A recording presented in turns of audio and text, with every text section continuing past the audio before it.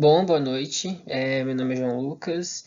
Estou fazendo esse seminário sobre analogias, modelos e metáforas. Eu estou falando sobre esses assuntos inseridos no ensino de química e no ensino de uma forma mais geral também um pouco. Vou trazer um pouco das definições desses três recursos e vou trazer também os seus limitadores e as suas potencialidades, né?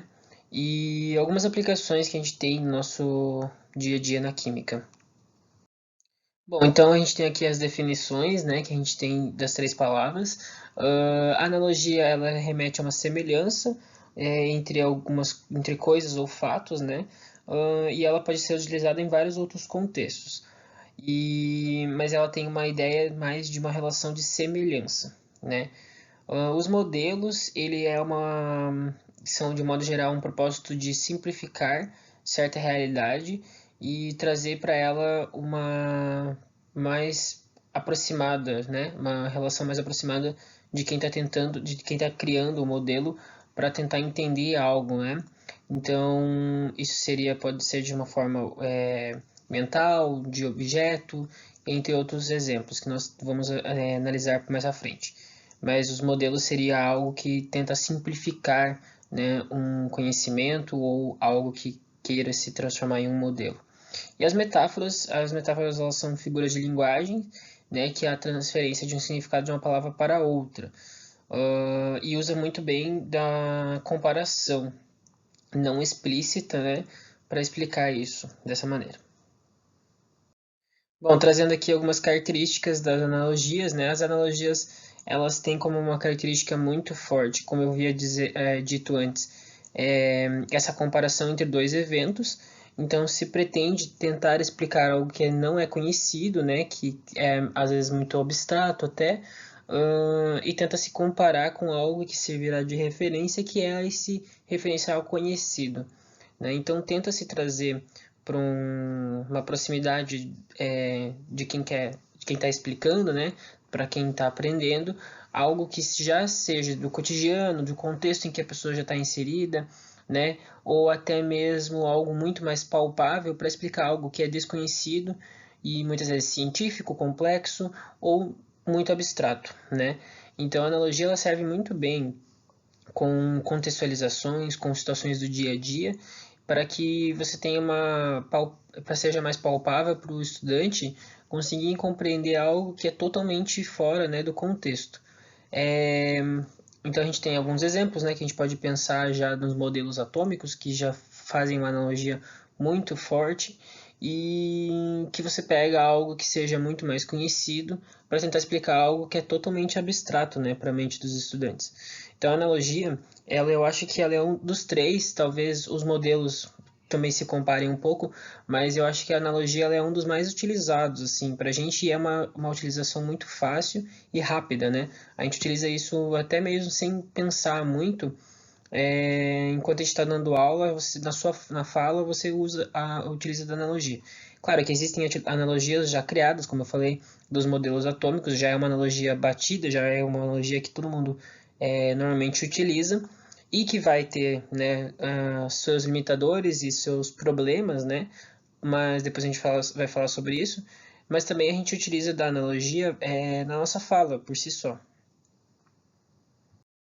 Bom, então as características dos modelos. Os modelos eles podem ser compreendidos, né, entendidos como uma representação de um objeto, como eu havia falado, um objeto, um processo, um evento, um sistema ou uma ideia. E que se essa ideia ela se origina de uma atividade mental. Então, a gente tem que os modelos eles podem ser criados, né, construídos de forma muito criativa e muito intuitiva. Então ali ele também comenta que esses modelos eles podem ser construídos de maneira individual ou em grupo. Então você mesmo, assim como os, é, os pesquisadores e os cientistas criaram os modelos atômicos, né? Você mesmo pode criar um modelo e pode tentar entender algo que seja muito abstrato de forma mental para você criar um modelo para aquilo, que seja mais palpável, que seja mais visível, né? E ao mesmo tempo, os professores podem criar, né, modelos mentais conjunto da turma. Então, não necessariamente o modelo ele se prende aos já conhecidos, né? A gente pode criar modelos a partir das aulas e em grupo, em que os alunos vão participar e podem dar opiniões, e isso vai se construindo de forma mental. Então, na cabeça do professor, o professor vai guiando, né, os estudantes, e os estudantes vão construindo esse modelo mentalmente. Eu acho que essa visão de modelo foi uma visão que eu não tinha muito, eu não pensava muito nisso, né? Quando eu li o que falava sobre isso, que você tem toda uma etapa, você vai guiando, você vai construindo isso na sua cabeça, né? Então, é uma parte que a palavra modelo para mim não estava muito relacionada diretamente a isso. Era muito mais do conhecido, os modelos atômicos, os modelos moleculares, né, que são algo que para mim o modelo é muito mais objeto, né? Algo palpável, algo real. E não necessariamente, né? A gente tem os modelos que são modelos mentais, e esses modelos que são objetos, eles partem de um modelo mental, né? Então, eu acho que essa é uma crítica muito forte não, mas é uma crítica muito importante do modelo, pois é algo que de primeira mão, assim, pelo menos eu não pensava, e agora eu compreendi mais. Bom, então trazendo as características das metáforas, para mim as metáforas são as que talvez a gente menos utilize como professores, como na área da química, porque como na definição a gente tem lá, dita que as metáforas elas são comparações não explícitas. Nas pesquisas que eu fiz, tanto até no trabalho do professor Moisés, as metáforas e analogias andam juntas, mais ou menos assim. São muito próximas e às vezes têm mais ou menos que o mesmo significado. Os modelos eles vão se distanciar um pouquinho por causa dessa parte que você vai de construção, né? E aqui nessa parte das metáforas e analogias é mais uma comparação. Então eu trouxe uma referência aqui de Esperança Crepúsculo, de 2011, e ele diz que a função discursiva da metáfora enquanto recurso didático é promover fundamentalmente a acessibilidade do conhecimento. Então eu acho que, assim como as analogias, as metáforas elas promovem essa acessibilidade, né? Eles tentam trazer algo que é não muito conhecido, algo que é muito difícil de se trazer para nosso realidade, ou é muito abstrato, né, para algo conhecido. Então, a única coisa que eu pensei, é que as metáforas, elas são, como dito lá, que é algo não explícito, elas tendem a facilitar, mas elas podem complicar. E acho que trazendo um pouco para a parte mais científica, pode atrapalhar um pouquinho a mais do que é, deveria se facilitar. Eu acho que as analogias elas são mais utilizadas, porque analogia necessariamente seria uma coisa mais imediata. Porém, como eu vou falar daqui para frente, tem os seus limitadores e potencialidades, né, de cada um deles. Bom, um pouco mais sobre as analogias, né?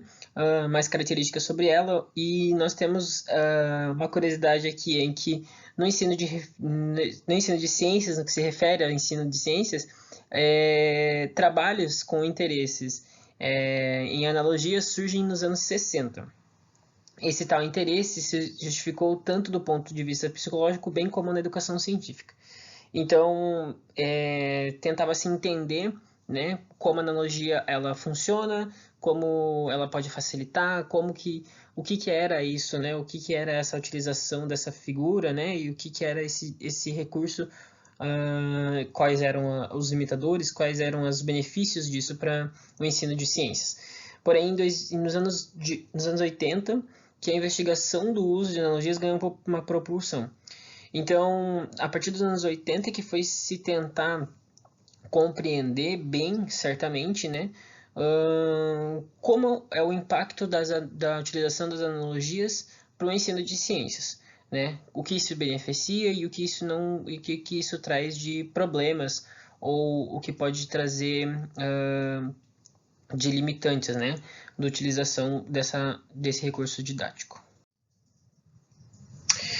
Bom, falando um pouco sobre as analogias, né, mais um pouco, e falando um pouco sobre as potencialidades e limitadores, como todo recurso didático, recurso de ensino, a gente tem que ele tem seus limites e seus benefícios, né?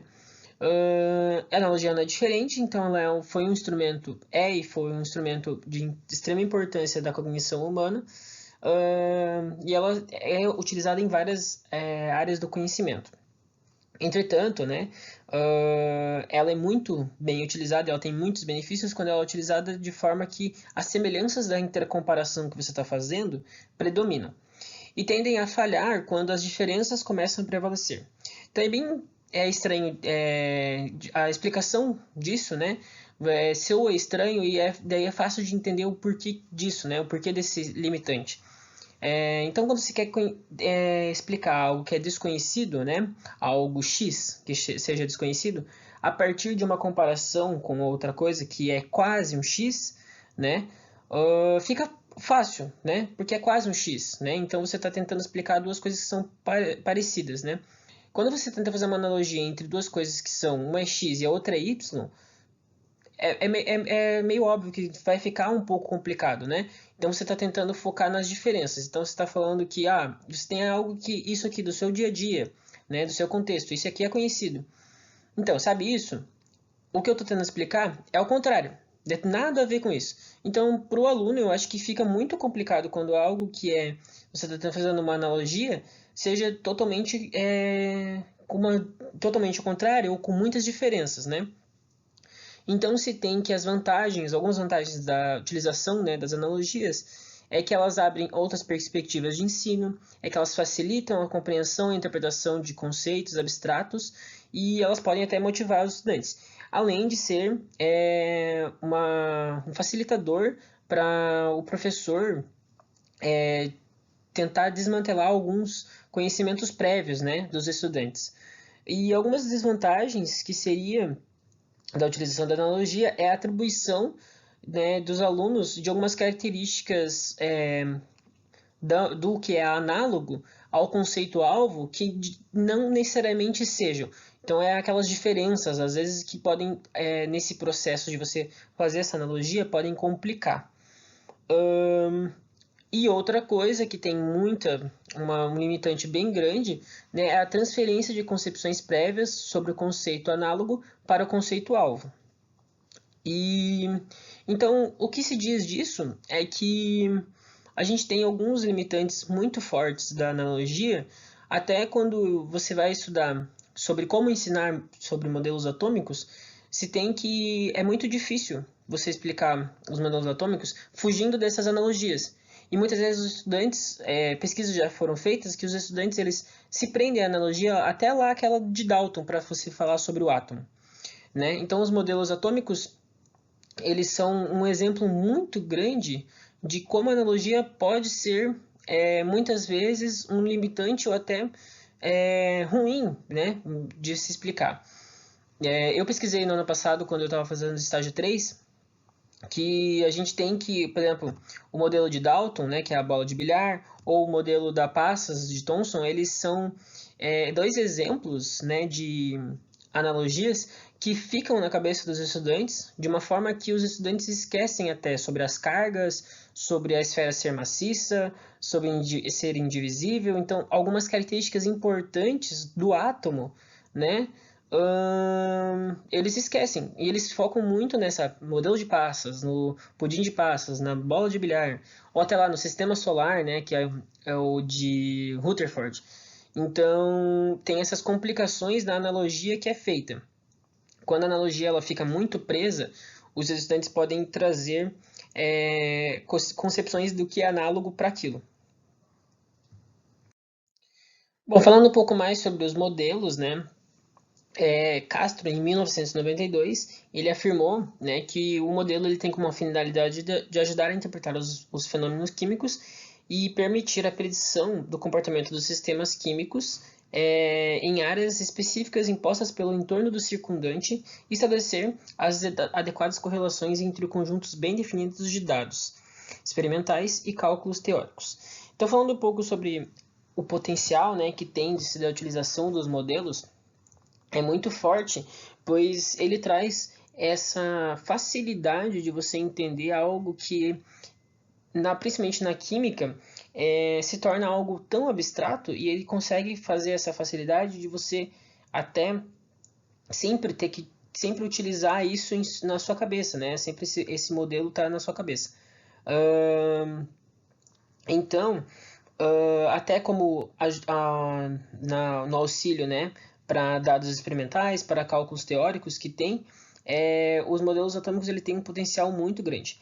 Um limitador que tem, né, que a gente também pode dizer um pouco sobre os modelos atômicos, né, eu acredito que os modelos atômicos, como eles foram feitos, né, como a maneira que eles foram fixados ou até explicados, né, a utilização que se tem, às vezes é muito complexo e muito difícil, que os alunos se prendem muito à imagem daquilo e esquecem um pouco das características.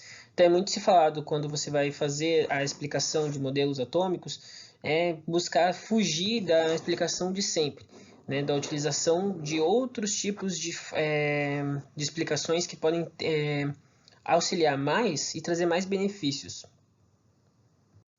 Bom, falando um pouco mais sobre as metáforas, né? Então aqui falando que requer um cuidado, né? Os pesquisadores de ensino, eles trazem que as metáforas, se elas são empregadas de uma forma simplificada e espontânea, às vezes quando o aluno, né, o professor está querendo explicar para o aluno e está fazendo seu discurso em sala de aula e fala, né, utiliza de uma metáfora em uma explicação do dia a dia. E aquilo pode passar batido para o professor, mas para o estudante ele pode fixar aquilo tão fortemente que ele leva algumas características do que você utilizou da metáfora para o conhecimento que você queria que ele entendesse, né, para o conhecimento científico. Então, é muito parecido com a analogia, só que a metáfora eu acho que ela tem uma complexidade muito próxima. O que eu digo que é muito parecido são os limitantes, né, e os benefícios. Eu acho que a metáfora ela tem uma diferença em que, dependendo de como ela é utilizada, às vezes ali fala sobre de forma simplificada, mas eu acredito até de uma forma muito complexa. Às vezes, se você utilizar de uma forma muito difícil, né, de se entender, pode ser um limitante muito grande, né, da utilização. Mas, de qualquer forma, as metáforas elas são muito próximas da analogia, elas têm mais ou menos as mesmas as suas potencialidades e os limitantes são muito parecidos e muito próximos. Bom, então falando da aplicação das analogias, modelos e metáforas, e um pouco mais focado nas analogias e metáforas, elas têm uma grande utilização na química. Se tem vários exemplos, modelos atômicos, ensino de misturas, e entre outros.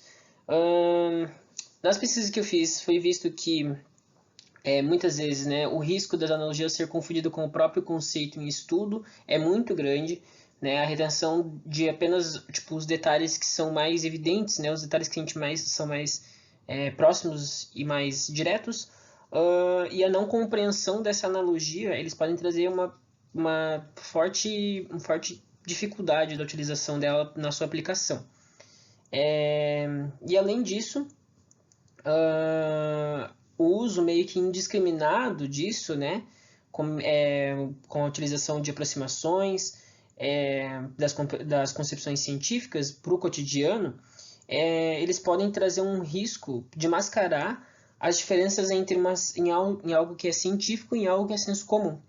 Né? Então, eles trazem algumas críticas para a analogia, para analogia e metáforas, porque eu acho que é algo tão utilizado, né, e tão rápido de se utilizar, que tem algumas críticas fortes. Eu li até que falava sobre uma analogia que se utilizava nos livros didáticos, em que era para se explicar a atração e repulsão de cargas, em que se mostrava dois casais, né, 3 casais, acho que eram, e era um casal, um homem e uma mulher, eles estavam se aproximando, que eles eram diferentes, e daí quando era 2 homens e 2 mulheres, eles estavam se repelindo. Né? Então, claramente era algo que é controverso, né? Que é algo que hoje em dia não cabe mais, mas isso tende, né, a entrar na mente dos estudantes como algo que não faz muito sentido. Então, às vezes ele vai trazer uma analogia que não é necessariamente muito interessante, né, de se utilizar. Você pode utilizar outra coisa ou até explicar de uma outra forma, mas se tem muitas críticas a partir disso por conta dessa facilidade de se utilizar. Então aqui a gente tem 3 exemplos novamente aqui só de aplicações, né, de modelos atômicos, analogias e metáforas, né, para os modelos modelos moleculares, modelos atômicos, e ali numa separação de mistura, né, utilizando pode ser uma analogia ou um modelo gestual, né, um modelo que se fale, né, verbal, que você pelo menos lembre lá da separação de misturas ou da mistura. Quando você vai falar sobre o conceito de misturas, né, heterogênea, homogênea, se fala muito em suco, né, na preparação de suco. Então, alguns exemplos aí dessas aplicações que nós temos. Bom, então aqui estão minhas referências utilizadas, e é isso, obrigado.